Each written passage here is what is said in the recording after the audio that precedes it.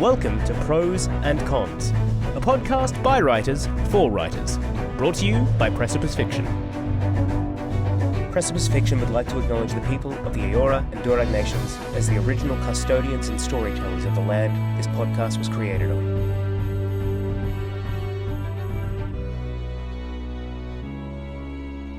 Okay, I'm going to get close to the mic for this one. Yeah, nice up close and intimate.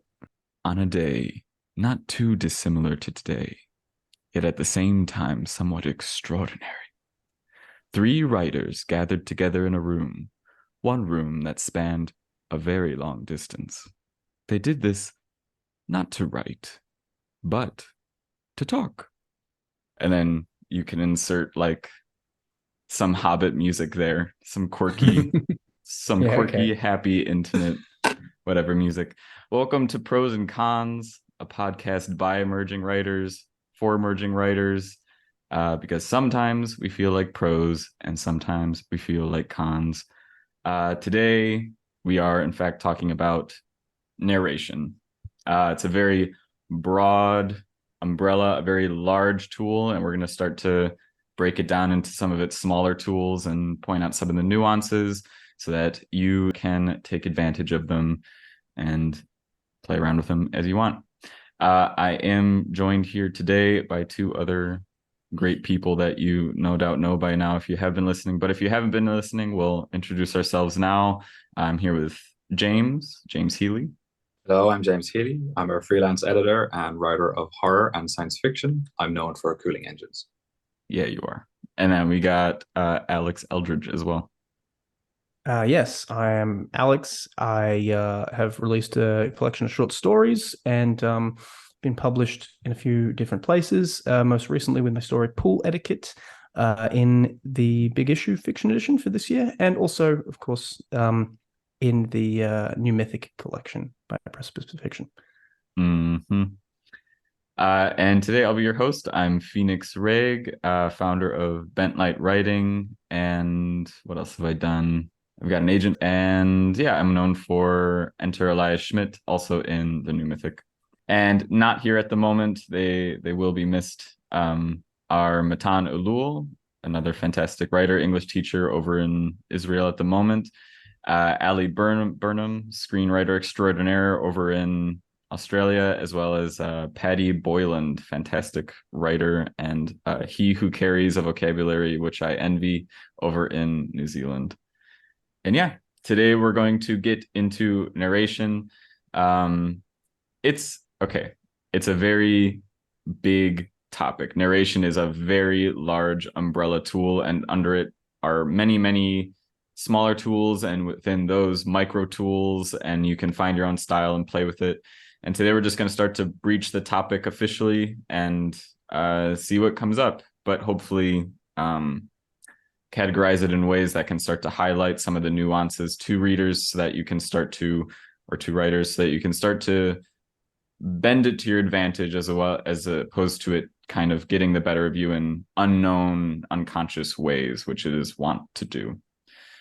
So I'll start with a definition that I found on Google, which left me wanting. And I have my own definition, but definition according to Google: a person who narrates something. So already I don't like this definition because it uses the word narrates, especially a character who recounts the events of a novel or narrative poem. And then another one was one who tells a story. In a work of fiction, the narrator determines the story's point of view. And that one's a little bit closer. So with that, my own definition: the narrator is a tool to guide the reader's attention and, in a way, is the glue that holds the story together, serving at times as the space between your characters, the world, and you as the reader.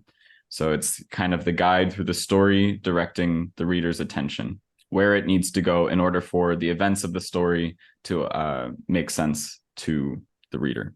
Do either of you have any things you'd like to add to that sort of definition? No, not really. Makes sense to me. Easy. So within, like I said before, it's a very, like, narration is a massive part of storytelling. If not, it's like is storytelling more or less. So within this, we'll break this down into a few tools that we'll touch on today, namely the large stroke sort of types of narration you can find in a story. So with that, we have first person narration, and I'll get into some definitions here in a moment, but we have first person narration, third person narration, and second person narration. Second person is not encountered very often, but it is there. And then further within third person narration, we're going to break it down into third person omniscient and third person limited. And within limited, you can even get tighter or further away from the focal point of your narration. And we'll get that into a little bit. And I also wanted to give a disclaimer that, as always, with most things in writing, these rules are hard, but also pretty soft. So it depends on how well you can, in the end, it just depends on how well you can communicate what you're doing to your reader. If you want to get experimental, if you want to, like, once you know the rules, you can break them kind of. So like, if you want to pull away and get tight in one thing, mix first and third person narration, you're free to do so. The only thing is, if you can do, you want to make sure you can do it in a way that makes sense. So knowing the rules will help you bend the rules to your advantage, so you're communicating your story well to your reader without losing them and confusing them and taking them out of your story experience. Because ultimately that's what we want to avoid, is breaking your story. But if you can keep the story and communicate it well, you're free to do whatever you want with these. So they're just guidelines. Before we go into some definitions, what do either of you two have any styles of narration that you find you gravitate towards? Yeah, I'd say my default natural style is probably to third person close. So referring to characters in the third person, like he said this, he went to get a glass of water, whatever it is, but really very closely tied in with their actual thoughts and things, which is a little bit closer to first person in its way. Yeah. So that's kind of what I default to, but I use it less these days, I think. Mm-hmm. I'd actually say very much the same. Third person close, for the same reason, where you're right in on the character's thoughts, and I like to pull back only very little to imply stuff about the surroundings that perhaps the character doesn't realize. But lately I've been playing with first person a lot as well, and I'm finding there's a lot of things that are different that I quite like, and I quite like to write using those things as well. So very, very close for me between the two, which will be fair. Right on. I actually do the same. As you were talking just now, Alex, I was like, yeah, I actually default to first person quite a lot, but then I just realized, no, it is just very tight third person, like right in there. Basically first person, but the only difference is I'm referring to him as he or them as like their pronouns and just their thoughts, but it's limited to all that they know. Yeah, it feels like kind of a natural thing to get at as an early writer. I think a lot of us gravitate towards that because it's like, well, I can talk about the things that I know about, and the things that I can say and I can speak on. But maybe depending on who it was, and I don't want to put words in anyone's mouth, but like you might feel that the first person is a little bit too intimate at first. I know I kind of feel that sometimes. It just feels a little bit close, just a little bit too vulnerable maybe. So yeah, like, so third feels like that happy medium between those two distances. It's interesting because I feel, and maybe when I started I felt the same, but now I kind of feel if I'm writing first person, the voice of the narration is the character, whereas if I'm writing third person, the voice of the narration is me, if you know what I mean. Yeah. I feel like I can get a lot more, I can play around and be a lot more flowery if it's first person, because I'm like, that's how this character would tell the story. Yeah. It's them, it's not me. Yeah, for sure. So there are already some definitions coming out here that maybe people are picking up on. So first person narration is the narrator is speaking from the point of view of the character, meaning you're referring to yourself as I, or the character refers to themselves as I. You're talking through their mouth. They're narrating the world to the reader, and you're viewing the world directly through their eyes. you're right in the body of your protagonist or whatever character you're writing from at that moment. And obviously, being inside the body of that person, you only have access to that person's thoughts. You only know what they know. You only see and hear and sense what they sense. So you're very limited in that sense. But as James said, it's very intimate. And it lends it. Each narration style comes with a set of tools that you then have access to, because having that access to that intimacy allows you to tell stories in some different intimate ways. Third person, you use the pronouns of the person, he, she, them, they, and you call them by name. If you can also call them by name, because you're standing outside of them, narrating their actions and what they're seeing and witnessing to the reader. And from there, you can break down third person. I'll do that in a moment. And then you have second person narration, where you, the reader, are experiencing the action and the narrator is narrating to you. So you do this, you see this, this is what you are witnessing right now. And you don't get that in a lot of books, although I'm sure it does exist. Can I say, Phoenix? Yeah. I've actually been writing a story recently, and James has read it, that actually does use second person, and it's right on. It's a really, at first it's really strange, it's really weird to do it, but you actually fall into it very quickly, and like after you've done it for a while, you're like, wow, I can't believe this isn't more used. But it is this very specific thing, because there's a sense of almost dissociation, because you're talking to someone and you're essentially narrating to someone what happens, you're telling to them. So it's you are at arm's length, but at the same time it's almost this first person feeling. Yeah. I actually read another story recently that was about a person narrating their experience as a person of color, and it was in like you, and it was basically a like kind of a list of slights and things that they'd received through their life, and like taken individually, each one of them would have seemed very like small and minor, but when they're all put together and framed with that you thing, you really can feel like what that is like. So I thought that was a really, really cool use of that style for that. You like second person narration is such a weird one. Anytime you're using you is such a weird one, because it's like, yeah, as soon this is kind of it's a paradox, you, in a way, because if you're reading a book in second person, it's about you, the reader, but as soon as you read it out loud, it's about someone else. So it's like you need to almost read it in your head for the narrator to be talking to you. It's a weird one. Yeah, the context of it changes. I've noticed kind of an unusual, it might be a kind of colloquial Irish thing, but we would often tell a story in terms of, you walk down the stairs and you came to two doors, and one of them looks like it's the entrance into the bar, and one of them just looks like a storeroom. And I think it is a way of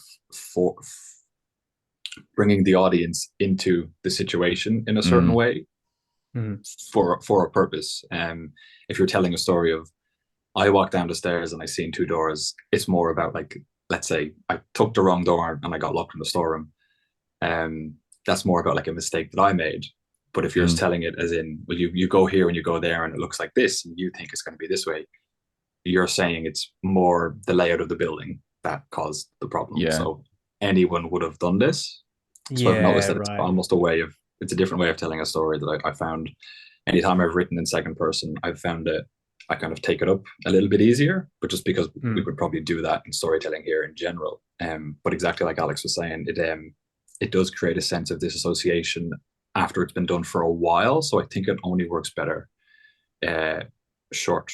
I remember when I was in writing classes, thinking of writing an entire novel in like the UI perspective.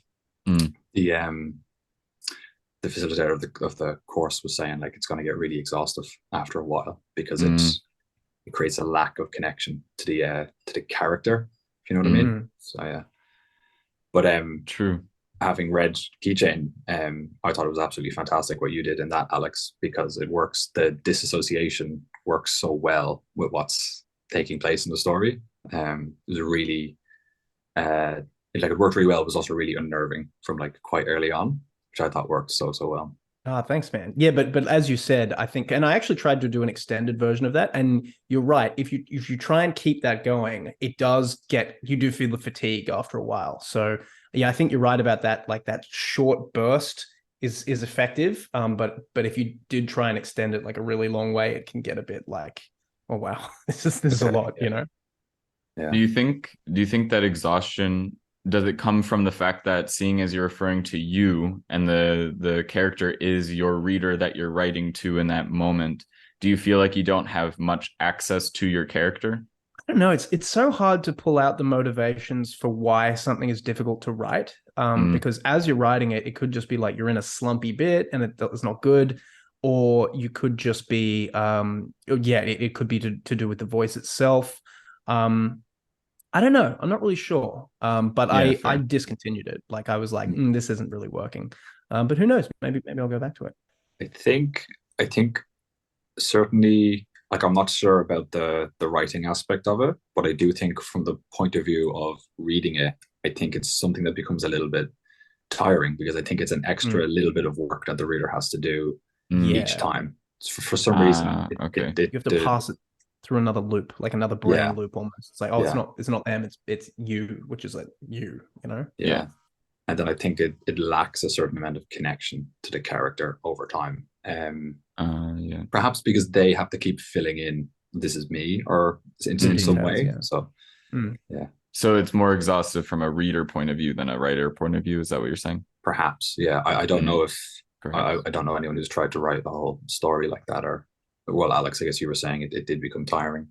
But I think that even when it's finished, reading a whole story like that becomes tiring too. So I think it's just not a direction that a lot of people take.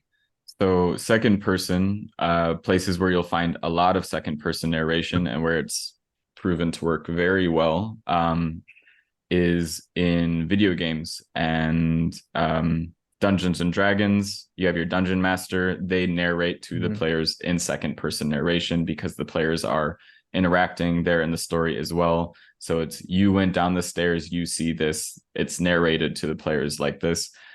And part of the reason second person narration feels weird to me if I were writing it is because I don't have that reader with me in the room. So it's almost like I feel like I don't have consent. I don't know what they're doing. I don't know what they're thinking. In the Dungeons and Dragons, as well as in the video games, you have that immediate feedback, that immediate playoff. But obviously you can do it in books. It's just less common. It sort of takes away a sense of agency as well, because you like, it's not like I'm doing this or they did that, and this is a person who is separate to me, the writer, or you the reader. But it's actually you're kind of forcing your narrative will on the person reading it, and they're like, oh, because though there's the disconnect might come from that. Well, no, I don't do that. I would do this thing, like. So maybe that's where the lack that disconnect comes from, because it's almost like it's almost an act of subjugation, over a long that time. makes sense. Like, did anyone ever read those choose your own adventure novels as kids? Yeah, No, but that's they're another one. fun. They're kind of like, you read half a page and then it's like, do you go this way or do you go that way? Do you choose this or do you choose that? And then it's like turn to page 24 and stuff like that. They're fun. But I'd love to do an adult one of that. But in that, like, there's that insertion of agency there. Like every now and then you get this little injection of like, well, what do you do? Do you want to do this? Do you want to do that? So in that almost brings the reader back into it and sort of closes that gap for a little bit. I don't know. Yeah, so it's like one of the tools with second person, and one of the pitfalls with second person is you do have, if you're talking directly to the reader, there's an added intimacy you create for the reader by putting the story on them, which can be very potent. But at the same time, you risk creating a sense of dissociation if it doesn't pull them in and they feel too separate from it. Then it creates that, and that doesn't fly. So we'll just tuck into third person a little bit more. So within third person, this is one you see, it's used in a few different ways.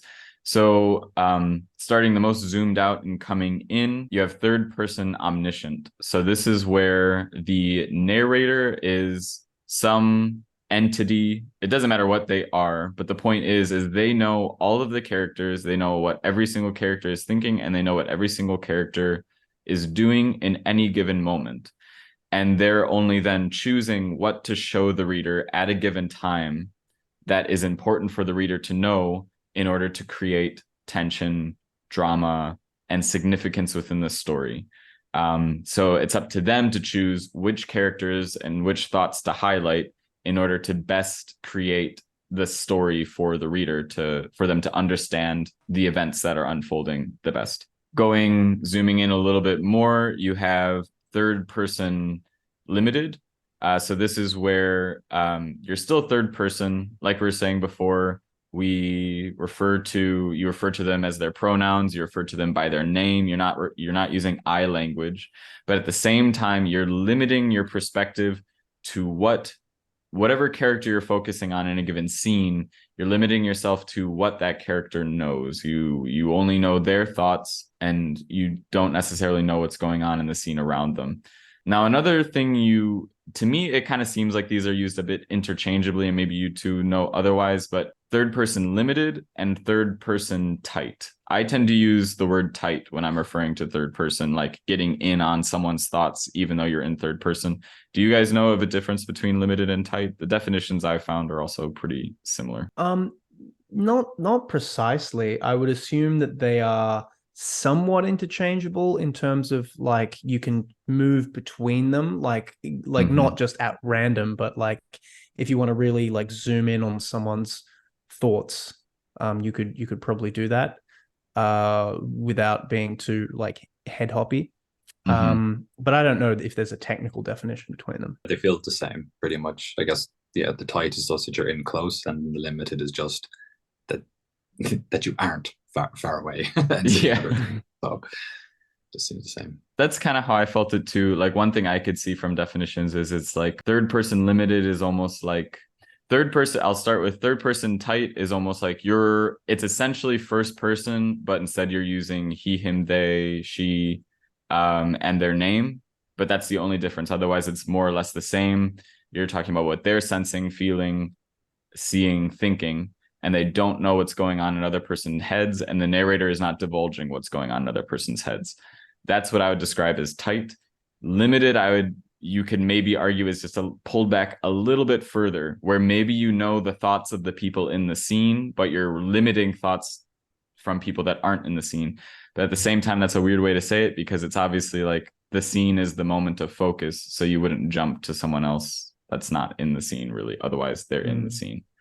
But it just seems like limited is kind of used in a way that it hints a little bit further out. But at the same time, it's a bit wishy-washy. Limited, tight, you could think of it the same way as far as I'm concerned. You have my permission.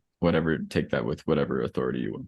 It's I always find that I remember like going to the writers group that we all met in, with Jack and everyone in there. And I remember the first couple of things, it wasn't, I don't think it was my work. I think it was someone else was reading something. And I heard this term head hopping, which is like jumping between people's perspectives like rapidly so that it's jarring. And that idea that you wouldn't want to move between characters too often, I think really hamstrung me a lot early on in terms of my use of, say, omniscient, which I think is I don't want to say superior, but it certainly like lends a lot of versatility and freedom into what you can do. So just redefine, I'm refreshing that definition. Basically, omniscient is where everyone knows everything at all times. And it doesn't mean that it necessarily has to be way out and you're like, oh, I can just see these two people over here and I can only, you can kind of jump into figuring out what they're saying, but there is a certain level of remove from it. And I was always really scared to do that because I was like, well, how do I know how close is too close? But I don't know. I think that's a mode that I want to move towards. Like I forget who said it, but basically it's like it's this. No, it was Richard Russo. He's got this really good essay called "In Defense of Frogs," where he talks about John Steinbeck and his basically talking about like the dance between hunters and frogs. And describing how the frogs would they'd like run away and like the hunters would try and get them. And like, there would be this, like the frog has to wait till the last minute to get away. And he's just sort of describing this in loving detail. And it's sort of like, being able to use the omniscient thing to speak to something that you don't know from experience. You know, it's hard to do a third person close perspective on frogs. Because unless you're like really inhabiting that and it's like a children's story and you're like, no, the frog did this, you can just kind of do this little zoom in thing and be like, well, the frog thought this and this and this, but then you can kind of move back. So it gives you a little bit more freedom of, more motility of perspective, I guess is a good way of thinking of it. So I always try and make use of that in bigger works if I can these days, just because I think there's more freedom in it. Mm-hmm. I think it was our group talking, and we were talking about people that have been writing for longer and maybe have a little bit more agency in the craft of it. They tend to employ third person omniscient a bit more versus people that are just starting might gravitate towards first person. Yep. We were talking about that. And I remember when I first heard that, I was like, what? Like, I would think it'd be the opposite, because I feel like first person's so much harder because it's so limited. But as I'm going, I'm actually seeing, like, I've actually come to appreciate how difficult omniscient is to pull off as well as pull off well. And I thought the opposite, because in omniscient you have so much freedom, but because you have so much freedom, you have to pay extra attention to how you're talking in a given moment, because you can create something. So one common mistake that I see, like editing stories with third person narration, is what I'm calling now third person dissonance. And it's where you technically have, seeing as you have freedom to be in anyone's head at any given time, there's nothing wrong with you saying in a given moment that someone's thinking, like talking from someone's point of view, and then divulging the thoughts of another person that you weren't currently talking for. There's nothing stopping you from doing that. But you need to be, in third person omniscient, you need to be strategic with how you do it, because if you do it at given times, you can pull the reader out of the story, because there are certain moments where it might come across a bit odd. And I'll give a little example here. Well, it's kind of a pseudo example. I'll just elaborate on what I mean. If you're really tight to someone's perspective, if you're third person omniscient and you choose a moment to become really tight to someone's perspective, so you're zooming in on a character to give their thoughts and perspectives. But then, okay, I will give an example here. So I'm editing a story right now where the character, there's a son and a mother character, but the narration is more or less omniscient. It's pretty tight. It's tight in a lot of scenes, but it's omniscient. It knows what every character is doing all the time. There are moments where the narration will get really tight to someone's point of view, specifically the son's point of view, but then refer to the mom as Rose. And every time it does it, it pulls me out a little bit, because I feel like I'm thinking and viewing the world as the son at that moment. And in those moments of closeness to the son's perspective, it should be referred to as my mother, their mother. And because we're really close in on the son. So we're looking at the world from that perspective. In those moments where the mom's name is dropped in, we suddenly come back out into the narrative point of view. And it kind of creates this jarring experience of, suddenly the tightness is undone and we're in the narrator's voice. And so it creates this little bit of dissonance, this weird sort of feeling. There's nothing stopping you from doing it, but it pulls away from the experience of a little bit. And it's those little like weird subtleties that you have to pay extra close attention to in third person. Otherwise you run into some weird things. Another thing that's really, this isn't necessarily like something that can happen that's wrong per se, but it's something to really watch out for.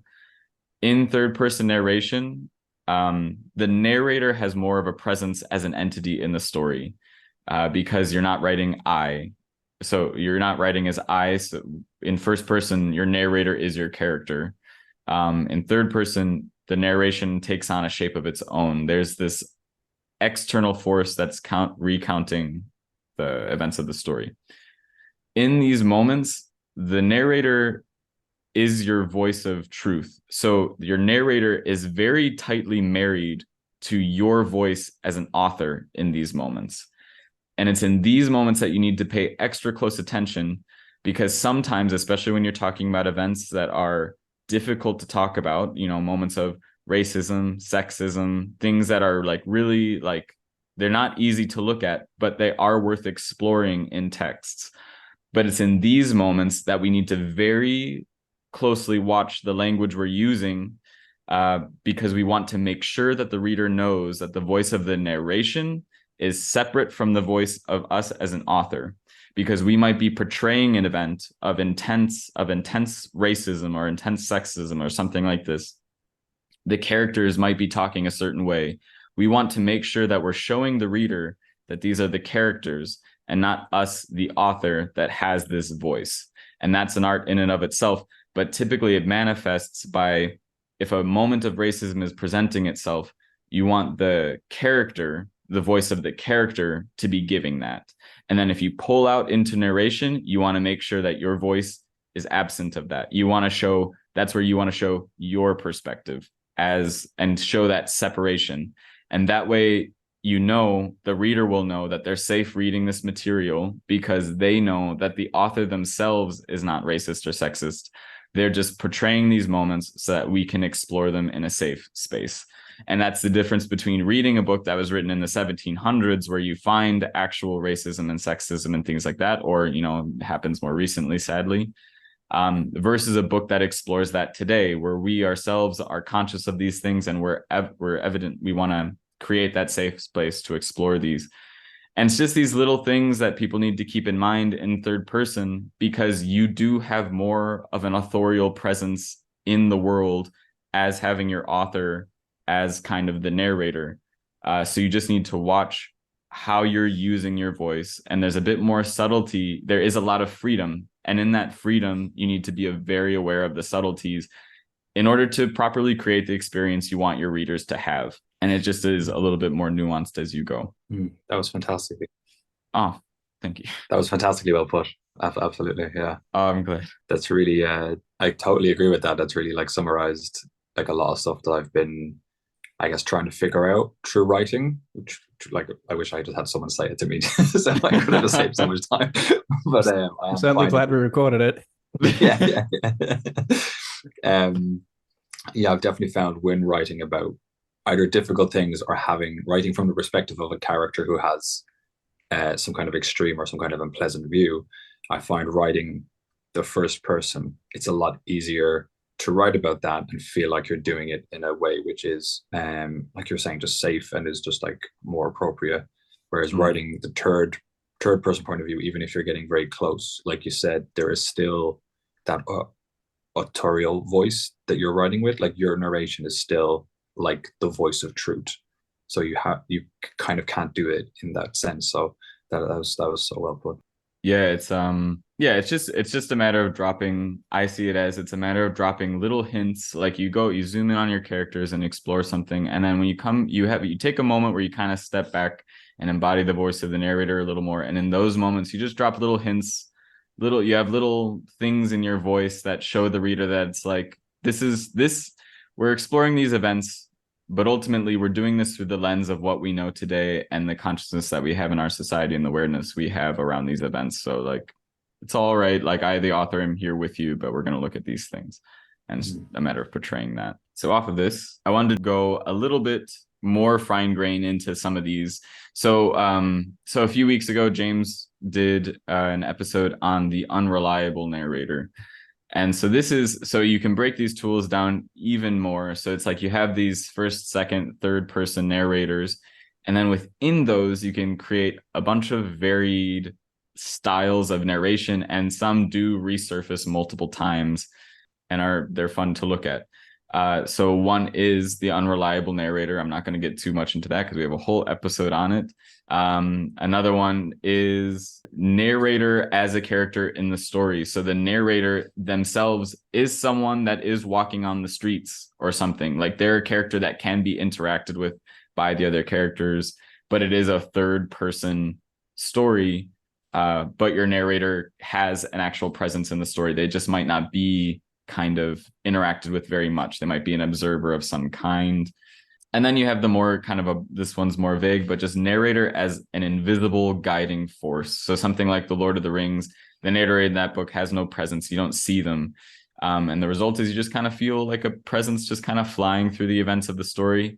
And in those styles of narration, when the narration is done well, you're not even really aware of the narrator. You don't even feel them, but that's narration done well in that case. You don't want to. So off of this, I wanted to ask, are there any books, any things you guys have read, any like fun twists on narration style you've come across, any cool gimmicks or just anything that caught your eye, I guess? I particularly liked I really liked the story by Stephen King, Under the Dome, which is a story where a small American town just gets encapsulated by a massive glass dome and Yeah. havoc ensues. But the narration of that is, there's like 30 characters. The narration jumps from character to character, but he's very comfortable and very self-aware and almost self-referencing in that he is acknowledging, now we're going to jump around to all of the different characters or a bunch of different characters' reactions to this thing happening. Whoa. People and animals who were sort of at the edge of the dome, and did something get detached as it came down, or did someone see something?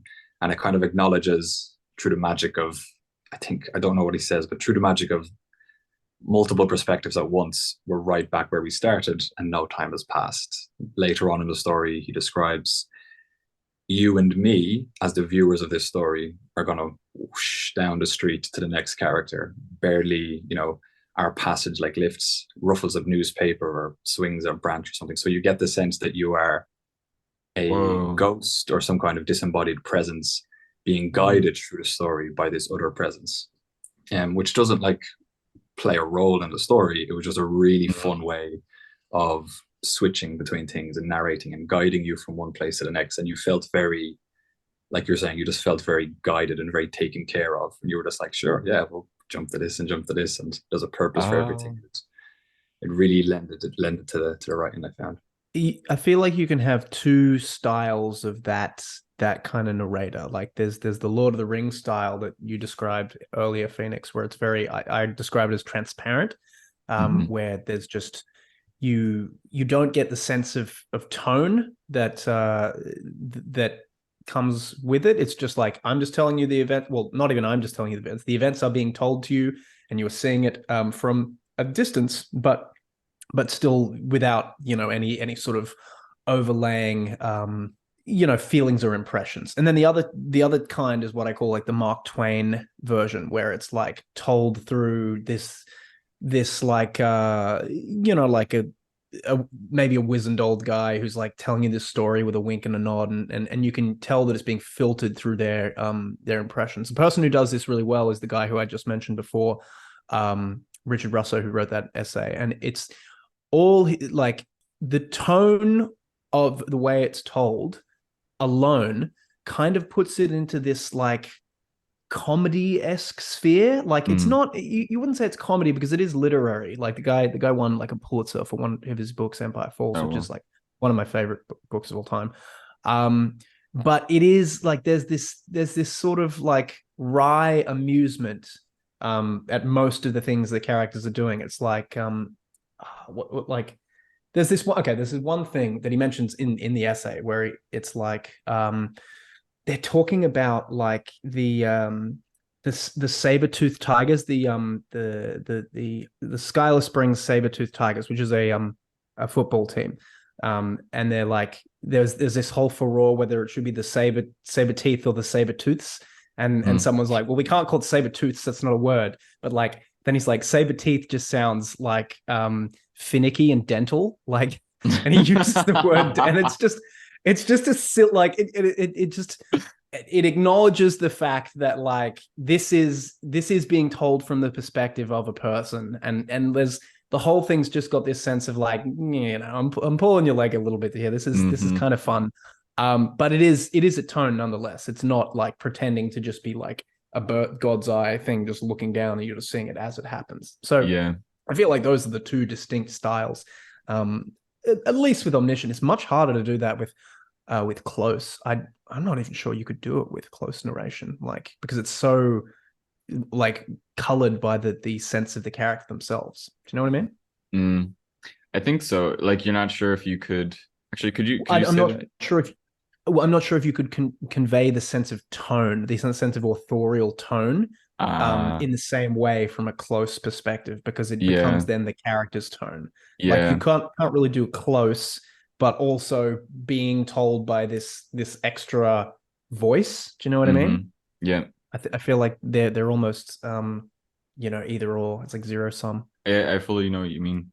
And that's actually something else that I see pop up in, that's another like nuance of third person that takes a bit of skill slash, it could also be something that you bump in with first person. Anytime you're close, really tight on a character's perspective, and you start getting like, let's say, very flowery with the prose, like very poetic and very or like describing fine detail. When you're in an omniscient point of view, you kind of have free license to do this because it's kind of known that you're this external force that's just describing things and painting pictures, and that's pretty fine. But when you're tight on a character's point of view, if you're in first person, it's a bit easier because it's like you can use it artfully, like someone having a conversation and dissociating from the conversation, and the character starts describing a candle that they're sitting next while they're hearing the conversation. It's like, that makes sense.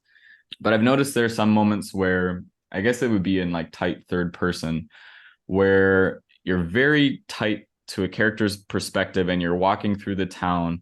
And I notice that the author's just pointing out like the characters noticing a lot of very fine detail. They're doing that like picture painting that you would normally do like a bit further out from the character's point of view.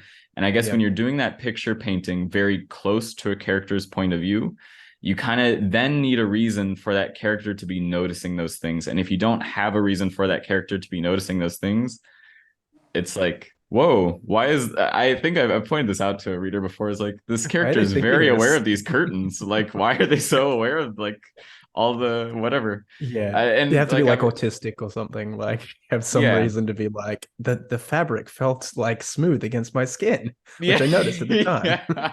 Because that's what the sort of thing I noticed. I have to not to cut you off, but I have to say one thing about first person that really annoys me sometimes is I'm not a terribly in my writing, I'm not a terribly strong with interiority. Like, I get told all the time by my girlfriend, she's like, what do they feel about this? Why do they need more? Like, because she's my number one editor. But it does annoy the heck out of me when something is just like really internal and really angsty and like, oh, I felt like this, and then it just goes on and on, like and it might even be a product of the character themselves, because they might be this sort of like okay, like a bad version of the Hunger Games, where it's just this like 17-year-old like YA protagonist, and they're like, and I don't want to dump on that specifically, but like, if there's too much interiority about what's going on, I get bored very, very quickly. I want to see things happen and things moving in the story, even if they're small little things, like even if it's just how someone's fingers move across the keys, or like the subtle glance that they give. Like, I want to see actions taking place as opposed to have feelings described to me. And that might just be a personal taste thing, but yeah, that really gets my goat. It definitely happens. Like, I feel it when I'm reading as well as when I'm writing. If I'm doing too much interiority, I get this feeling of like stiffness, and it's like, all right, just let the thing fly, let it run. Like, time to open up the gates a little bit. Like, let's see what happens. I'll dump on Frankenstein for this. That oh my gosh. The pages and pages of, it's like, I get it, you feel bad about this, you feel guilty. But it's like every interaction that character has is immediately reflected through the lens of his anguish, like just profound anguish. And it's like, we get it, you're in a lot of anguish, but everything, I'm all for like painting the world through a very particular lens and setting up that tone, but it's just reflected through everything that passes, every moment that passes, he reflects it again, of just how twisted the thing felt, how the songs of birds fell mutely on his ears, or whatever it is. It's because of the anguish, and he just like hammers it in so hard and maybe, you know what? Oh, this could not have been the intention, but if it was, it's very artful. But it added to the empathy or the sympathy that I felt for Frankenstein when we did start, or for Frankenstein's monster, when we did start to get narration through their point of view, because he was happy about the world, and I was just like, oh my gosh, thank you. Okay, we're curious about things are new, things are fresh. Huh?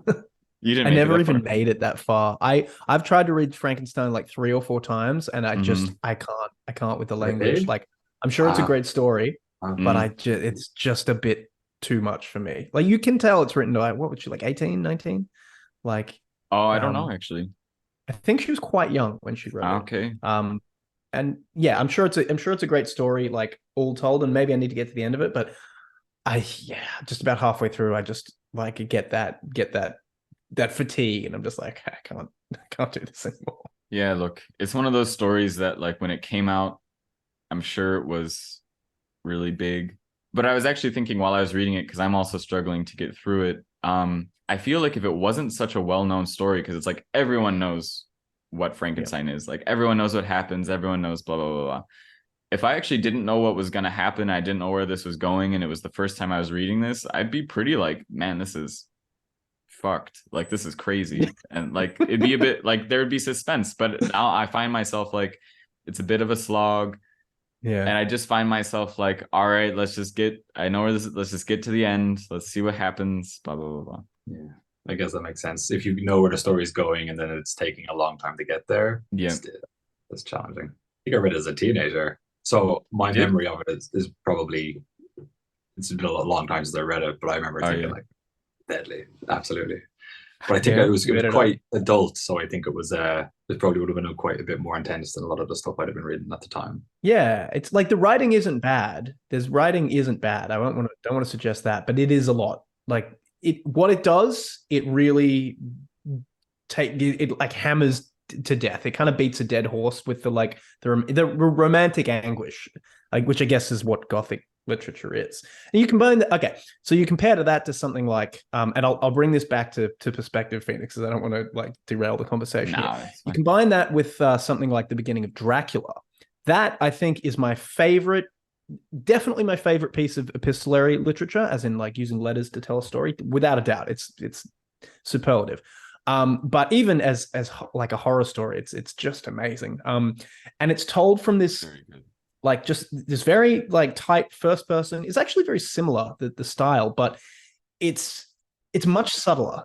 It's a much subtler telling of that sort of thing, and the dread just slowly creeps in. You're not hammered with it. It's not immediately apparent that like weird spooky stuff is going to happen. It takes a while to get there. But when it does, when that final thing where he's at the gates and Dracula's like, you can go anytime you want, and he's just standing there and the wolves are out there, and you just know that it's just such a gut punch. I was like, oh man, brutal. Yeah. Anytime that Dracula's like wives were involved, those things, terrifying. That was eerie as that was so that unnerved me. That. Yeah, I still haven't Dracula's original Dracula, man. Bram Stoker. It's incredible. Great stuff. Have either of you read Anne Rice's Interview with a Vampire series? I haven't. No. They're very good. They might be a happy medium between romanticizing and stuff also happening. So that might be. I think you might like that. I think that they're my, what's the phrase when they're like my ultimate vampire lore thing. Like whenever I think of vampires, I think of them, and I'm like, that's the way vampires should be done. I think that's the best. Yeah. I can't remember what that phrase is, but they're the pinnacle of like vampire lore. They're your platonic ideal. Yeah. Cool. I'll have to check those out. I just want to, so we touched on one other thing that I just wanted to highlight a bit more.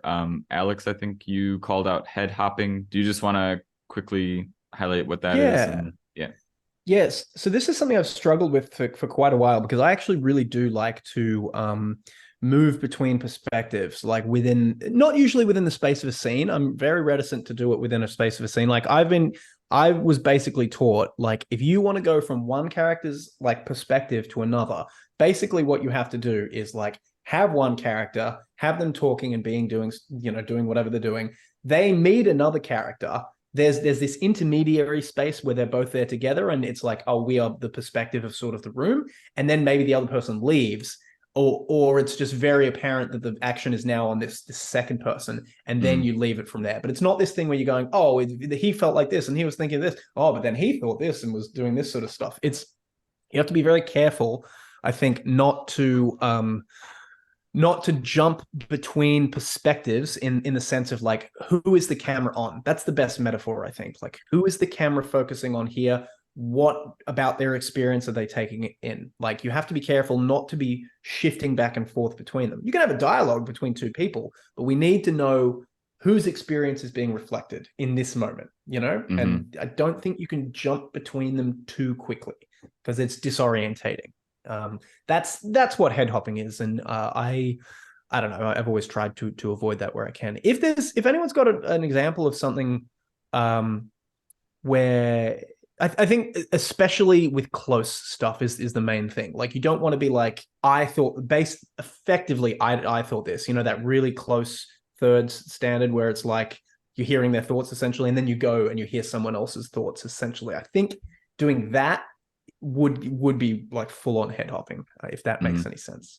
Omniscient is maybe a little bit more flexible, but yeah. It comes across very subtly, I find, or like one example of head hopping that's very subtle that to watch out for in tight third or in first person would be if your character describes something subjectively from the other person's point of view. So it's like, I watched her drink the water gladly or whatever. It's subtle stuff like that. It's like, well, you don't actually know what they're feeling when they're drinking that water. And this isn't the best example, but it invites you to instead describe that more from the perspective of where you're writing from. So it's like, she drank the water with a look of gladness on her face. It's like something, and it's basically, it's kind of cheeky. It's like your way of telling the reader she's glad about it, but without actually saying it outright, because you can't technically do that. But by hinting at it, you're basically communicating to the reader, yes, this is the tone I want you to take away from this moment,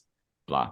And you can use that in various ways, whatever, there's a whole thing there. But that's an example of head hopping or bleeding experiences. Yeah. Like with that, what you're doing is you're because humans are very perceptive, you know, like we're really good at seeing what's happening. So if you're describing it from someone's point of view, and you say something that communicates that the perspective character you're describing sees her, let's go with drinking the water, and notices like she lapped at the water with a feverishness that I could and imply that this is very much the perspective of this person. But it's really obvious to everyone in the room, this person's stoked about drinking the water. They're pretty happy about it. Yeah, exactly. That's how you can get around it. But it has to be framed from the perspective of whoever's there. You can't be talking about someone else and then suddenly be talking about someone. Because if you read that, and I couldn't like quote anything specifically, but if you read that and like you do that, like, and it just goes from one to the other and back, it becomes very disorientating. You're like, wait, where am I? Who is this about? Like, and you get this real sense of like dislocation. And you might even be able to use that as a literary tool, but it's one of those things that it's like in the right hands. You know, that would be like a pretty advanced technique, I'd say. It would have to be very intentional. What you almost want to be doing is trying to character build the character whose perspective it is. So it's like she drank the water down rapidly, and then you have the character notice, you know, is her hand shaking? Is her this? Or like then asking like, how long has it been since she's had some water? And then how do they feel about the fact that she hasn't had water in a while? Are they kind of like whatever about her? Or are they sort of like concerned? Or are they sort of this? Or are they sort of that? So you just color it in a little bit, and then you kind of move on. So you know exactly whose perspective it's in. And the reader isn't even then massively focused on the fact that you're trying to fill them in on the fact that the character's thirsty. They're focused on what are we trying to learn about how the character feels about the fact that they're thirsty. So you kind of slipped it in that way. Yeah. The other thing I was talking about before about like third person dissonance is kind of close to head hopping, but not quite. But I guess what I would say a good way to, if you're in third person omniscient, the thing I've picked up on recently that kind of helps with head hopping a bit, like if you have multiple characters in a scene but you are omniscient, so you do have access to all their thoughts and feelings, and you're playing out the scene and you do want to change perspectives throughout, this is an area where I find the art of the paragraph comes in handy quite a bit. So a paragraph, formal definition, it's something we don't think about. A lot of people are tempted to just do text breaks kind of where they feel them. But it's important to really consider your paragraphs and think like, because a paragraph is a collection of sentences they're collected to convey an idea. So it's sentences that are brought together for a reason to convey a certain chunk of information. That's your paragraph. And it's when you have then you've communicated that idea and you have a shift in your idea or a change in that idea, or you want to add to that idea, that's when you might have a text break to then jump to the next paragraph. We're now building on this idea. Paragraph breaks are a great, easy way to kind of consider moments to change perspective if you wanted to. You've taken your moment, tight on one character, giving their perspective, conveying that idea, and then paragraph break, you shift to another person's perspective because now you're conveying a new idea. But it's that separation, that hard separation between the ideas that the reader can kind of clip along with you. It's still not the easiest to do, and you can still get jarring, and so you do want to watch it. But if you're kind of trying to navigate those scenes, that's something you can use to kind of help yourself measure it a little bit. Yeah, and you can also use a good metaphor, I think, for it is the changing camera angle. Like you have a scene where you're focusing in on someone's, you can just see their hand, and their hand is just like tapping rapidly or something, and then then it maybe goes to someone else's face, and that could be an example of the paragraph. Obviously, it's not one-to-one because writing and film are very different, but yeah, that paragraph changes the sense of the camera's focus shifting to something else, whether that be another character or whether that just be something happening, like something changing within the context of the character, your perspective character. Yeah, like what you said before, like the character leaving the room. You kind of have a moment where a direction is given. Something's like we kind of pull off for a second, and then we come back into perspective, and you're on the other character. Yeah, exactly. There's and there would be the paragraph of the person talking to someone or entering the room, and like the other person being there. Then you have the paragraph of those two people together, and that's sort of this midway point. And then maybe the other person leaves, and you focus in on that new character's perspective, and that's a pretty elegant way to change between perspective like that. Yeah, definitely can be done, but you just need to be careful about it. Yeah, one, it can be jarring. Another thing, you might accidentally kind of uncoil the tension you've built if you're jumping too much and giving too much insight from other characters. You might accidentally dissipate the tension you've built because the reader has too much information or something. It's sometimes there's reasons to be tight. It's helpful to limit information at times. So if you're constantly giving everything and jumping around too much, everything's kind of too spread out, it can get kind of meaningless because you're kind of pulling that tension away. I've noticed that even just from writing a story that has multiple characters, you're sort of trying to create a sense of direction or a sense of tension or a sense of something with one character, but then you have to jump into another character and their journey is a little bit different. I find you build up steam, and then maybe I'm just picking the wrong time to switch, but I find I run out of that steam very quickly and then have to start. Remember that this character is dealing with this, and is going to try to pick it up again. So it's too many characters can kind of spoil whatever tone you're trying to create or whatever pacing I guess you're trying to work into a story. Yeah, the story I'm writing right now is third person limited, and it's really tight on everyone's perspective, but I only change characters when the chapter changes. Every chapter is tight on a particular character, and it stays within that whole chapter, and because of that, it's really easy to organize and kind of I build the tension through that character, through that chapter, and then kind of end their journey for that particular chapter on a bit of a cliffhanger, and then you jump over to another character and you build that tension. So it's like this kind of up, down. But then when you come back to the character during another chapter, when you revisit that same the character from before, I don't know, it creates a teasing effect because it's like... Yeah, it's the Goosebumps effect. Oh, is that I never read Goosebumps. Is that... Oh, it's not really, but that's what I call it. It's like the ending on a cliffhanger. And then, I mean, he would just go right on and then just solve the cliffhanger straight away. But a more sophisticated technique is ending on a cliffhanger, like a slight or a major cliffhanger, then changing to another character. And you'd think it'd be really like, oh, but I want to find out what happens. But actually what happens is you get that like, oh, and then you want to keep reading, and it almost like slides you into the next character because you're like, well, I have to get through this to find out what happened to that. But then you get absorbed into their story, and then the same thing happens, and you get sent back, and you're like, oh yeah, that was happening to that guy, Yeah. And then you get this like, near the end of the book, you can have this moment of like, it's like the great harvest, because all these tension points have been built through all the characters, and you're equally invested in all their storylines, and you're just like, every chapter is like, wow.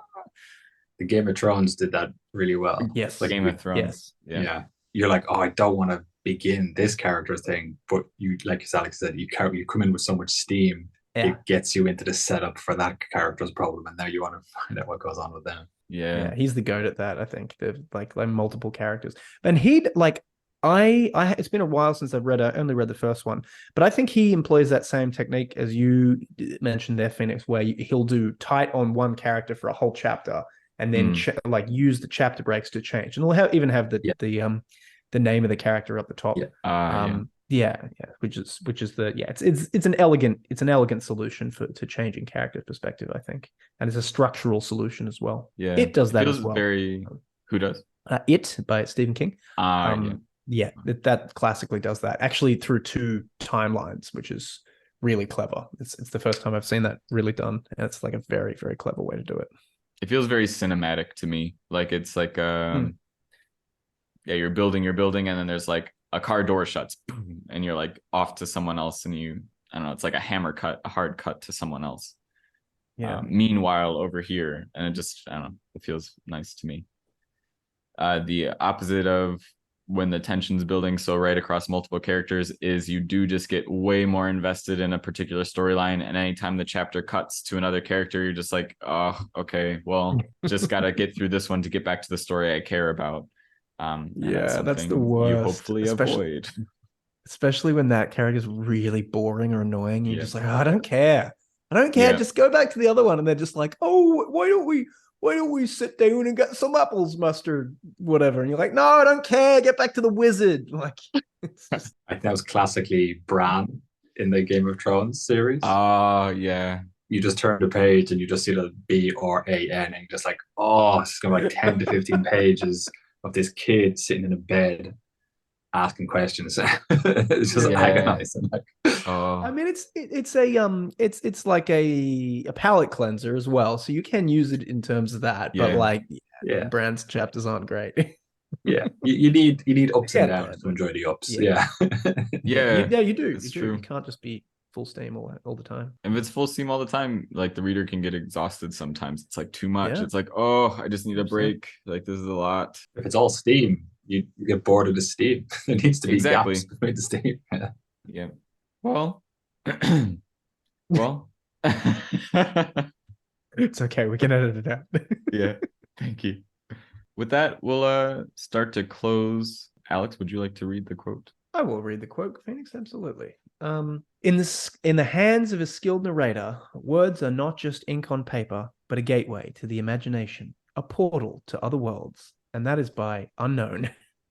Yeah. We don't know who said that, but if any of you do know who said that, you can let us know, and we'll credit them. The new Mythic, the anthology that we've all written, we've got stories in, twice nominated for an Aurealis Award, is available on Amazon. You can buy your copy now. I'm biased, but I think it's excellent. And well, in fairness, you were one of the ones who were nominated. One of your stories. The collection as a whole. But also there are some very unbiased, very objectively unbiased people who also think it's excellent, and they're the ones who nominated us. So anyway, that's on Amazon. You could buy it. If you're listening and you enjoyed this, do also leave us a review for this podcast. So you do that on Spotify, wherever you're listening. Leave us a review. 1, it helps people find us. It helps helps us with the algorithms and all that. 2, it makes us absolutely giddy, and usually when we get a comment, we share it in our chat, and we all think, wow, golly, how cool, and it makes our day. So feel free to share that. If any of you have comments on narration, any narration styles that you've seen, anything, any cool quirks, tips, whatever that you want to highlight, reach out with that as well. We'd love to see that. Or if you have any questions, reach out as well. We're happy, whatever. We just like to talk about this stuff, so reach out. Either of you have any other things, any other shout outs? I would say just be careful with narration.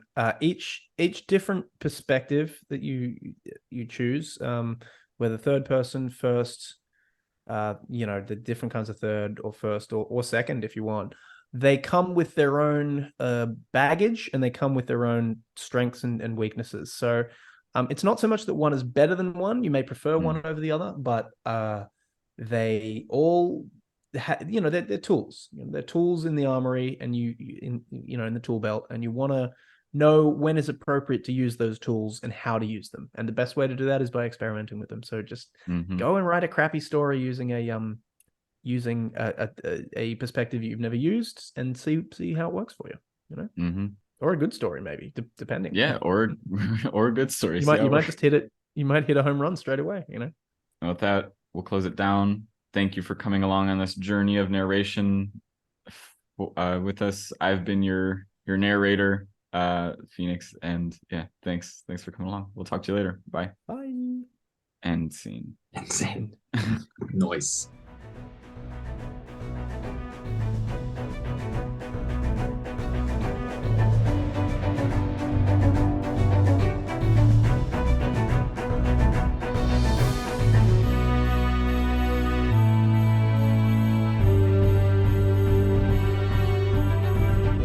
You're listening to Prose and Cons, a Precipice fiction podcast.